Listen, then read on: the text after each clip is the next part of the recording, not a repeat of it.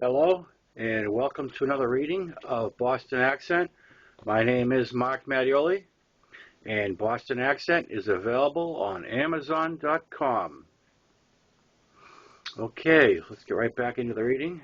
And my daily disclaimer, Boston Accent is of mature subject matter. Okay, let's pick up where we left off. I finished my freshman year of college with passing grades and headed home for the summer, where I was met at my parents' house by Sean. Sean had parked his car, a 1967 Ford Galaxy 500, in the woods next to my parents' driveway. Ralph discouraged my friends and later myself from parking in the driveway.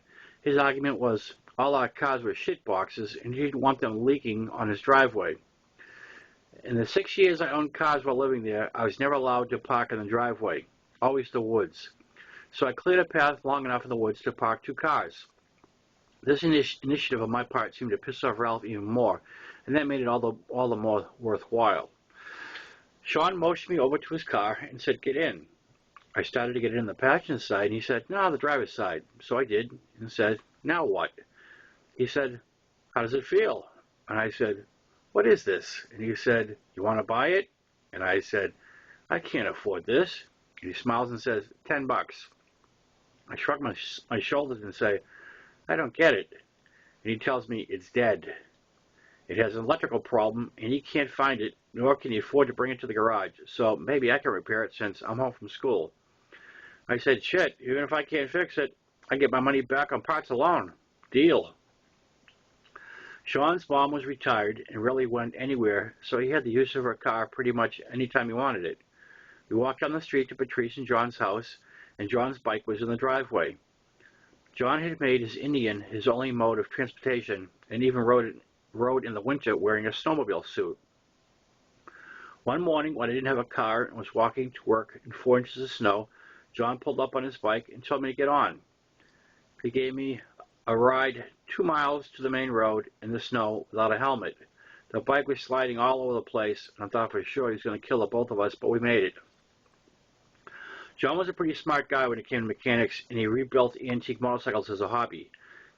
I figured if anybody could help me with my electrical problem, it was him. John found a short under the hood in less than 5 minutes and repaired it for me. My $10 car fired right up as I turned the ignition and offered John a ride home.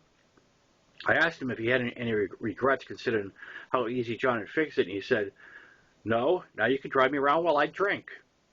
Funny thing, he wasn't kidding. Now I had a car, but I needed a job. My mom had talked to the next door neighbor, who was a state employee at a management level, and he said he might be able to get me a temporary job for the summer. He came through, and I was soon working as a state employee for the tree department. I loved being outside all day, and the work was physical but not extreme. I would basically trim back trees from the side of the state highways and run the branches through a chipper. It wasn't long before I was getting real comfortable in the job and wandering into the woods to smoke a joint. I'd come walking out stoned. My foreman would be waiting for me and say, "Where the hell were you?" I'd say, "Taking a leak." He'd stare at my eyes and say, "Don't fuck around," and go storming off looking for someone else that was doing the same thing. I found out 2 brothers on a crew had a hash connection, and they agreed to meet me that Sunday at their house 3 miles down the other end of my street in Danforth. I gave Phil a call as he was still in town, but had plans to take off for California soon. Phil was driving a Dodge Duster at the time, and he drove it way too fast for his competence. He was my longest friend, but I didn't have a whole lot of confidence in him behind the wheel. We picked up the 2 brothers in Danforth and decided to just cruise around and smoke the hash. Phil had some ridiculous pipe with him that he always insisted on using. It was wooden, much too large to be practical, and he had carved all these symbols on it from the Led Zeppelin 4 album. We had just finished passing the bowl around, and everyone was really high when Phil left the back roads and got on one of the state highways to show off the Duster. We were going along at a good clip, close to 70, where the speed limit was 35, when we came to an intersection. There was a car going in the same direction in front of us, and it was crawling like the driver was lost and looking for a street. Phil decided he was going to get through the intersection before the light changed and pass the other car. Phil punched the accelerator as he started to pass the car when the slow driver put on her left turn signal and went into the turn right in front of us. Phil had nowhere to go and rammed the car, knocking it off the road and onto the shoulder. I was riding shotgun, and when we hit, my passenger window was right up against the other driver's window. I was face to face with a woman in her 70s that had just got the shit scared out of her. Not that we were calm by any means. The two brothers in the back seat were both yelling and cursing, not in anger, but in fear, as the duster careened down the road at an angle, still traveling at a high rate of speed, out of control, towards a huge oak tree on my side. Phil pulled hard on the wheel, and the car went in the opposite direction towards oncoming traffic. An approaching car slammed on their brakes and went sideways in the street as Phil pulled harder on the wheel, and we missed the car and went off the road into a field. As the car entered the field at a high rate of speed, the sharp angle we were at did us in. The laws of gravity took over, and the car went up on two wheels and slid on the passenger side to a stop. I was fortunate that my window was up, or I may have lost an arm. None of us were wearing seat belts, and Phil was hanging onto the steering wheel to avoid falling on top of me. The two brothers were on top of each other and had glass in their hair from the side vent window exploding. Phil is the first to speak and asks, "Is everyone okay?" Followed by, "Don't leave any drugs in the car." We then hear a voice outside, "You have to get out, it's leaking gas." That put the two brothers in a panic as they both yelled, "It's gonna blow, get us out." Phil opened his car door straight up in the air and reached down for me to take his hand. He pulled me up from what was now the bottom of the car. I used the dash and the steering column as steps and crawled out for my first look at our aftermath. It wasn't pretty, with it being 11 a.m. on a sunny afternoon on a busy stretch of highway in June. Cars had stopped all along the road, and people were running towards the car. The ones that were at the car were bracing it as I climbed out and feared that it was going to tip over completely on its roof. Phil helped the brothers out and then got out himself. The cops showed up and cited Phil for driving to a danger, but didn't arrest him, and luckily the woman wasn't seriously hurt.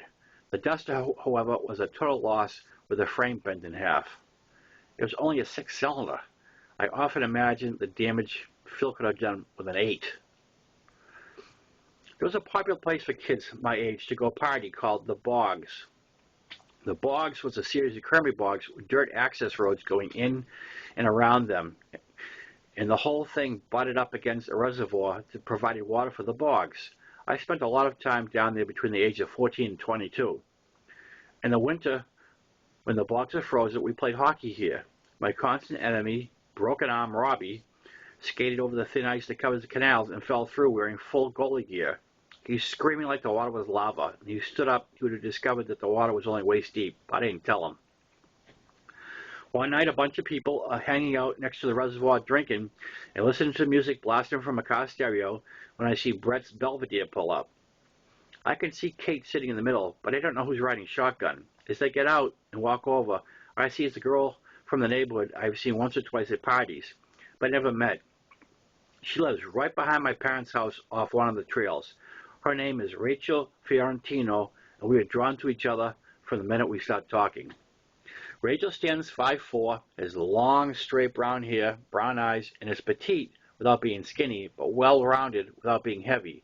She is cute as a button physically and in her mannerisms, and she is 100% Italian, which is a bonus. I walk her home, which is almost right across the street, and we share a long kiss. We agree to see each other the next day to go out for something to eat, and I tell her at what time I will be there. It's the next night, and as I pull in her driveway and prepare to go up to the door to meet her parents for the first time, I cannot for the life of me remember her name. My mind just goes blank, and now I'm in a panic because I can't go up to the door. I realize I can't just sit here and I can't honk the horn. That would be a really bad first impression. So I open up the car door and start walking around the car, looking under the seats like I lost something. All the while, I'm going through the alphabet saying every girl's name I know. I hear a door close, and out comes Rachel, and as soon as I see her, I remember her name. She says, "You have to come in and meet my parents." I say, "I know, I was just looking for my wallet." "Found it," as I hold it up. It was in my hand the whole time. I meet the parents, and they're about as traditional Italian as you can get, and they seem very nice. Rachel and I go out for the evening and begin a relationship that will be on and off again for the next 3 years. A couple of weeks after our first formal date, I took Rachel to see the Giggles Band at the Providence Civic Center. I had an extra ticket because Kate wanted to go with us, but she had a family emergency at the last minute and backed out. I told Rachel we would sell the ticket for the face value when we got there so I could at least break even. That never happened, as we got all hot and heavy in the parking lot right across from the main entrance. I'd borrowed my grandfather's car because I had a flat on my Ford and no spare. Rachel and I get naked on the front seat of our grandfather's car with dozens of people walking by the car at the end of the show. Neither one of us even cared that people were watching. We were so caught up in the moment. Okay, so we were fucking like two dogs in heat, but it was romantic to us and very hot for our first time on the front seat of a Pontiac Le Mans. The last thing Rachel said before we consummated our relationship was, "Don't get me pregnant." That's enough to ruin some moments, but not ours, as I reassured my sweet 15-year-old that I would not. By the time we finished, we were the last two in the parking lot. I had no chance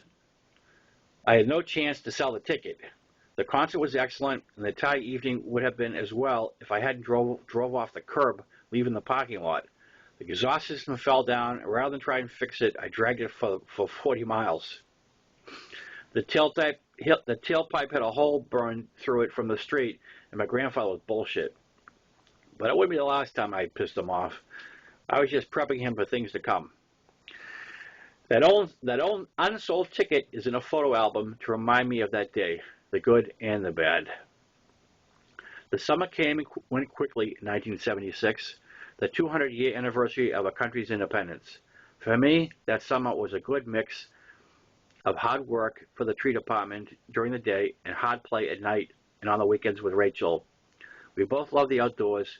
We would make love during the day on a blanket laid out in the sun in a private area I found off the trails that connected our homes. At night, we would go to a nearby pond, strip naked, and make love in the water. We couldn't get enough of each other. After making love, we would just hold each other and talk about our futures together. In a very short period of time, we both felt, this is the person I want to spend the rest of my life with. In reality, we were still kids. Our relationship was based on sex more than anything, and that was not going to be enough. I decided, okay, we're going to stop here because I don't have enough time. I have time constraints. So we're going to end it right there because this next section is a little bit too big, and I don't want to stop in the middle of it. So we'll call that a day and pick up where we left off next time. My name is Mark Mattioli, and I'm reading Boston Accent. Once again, available on Amazon.com. See you next time. Ciao.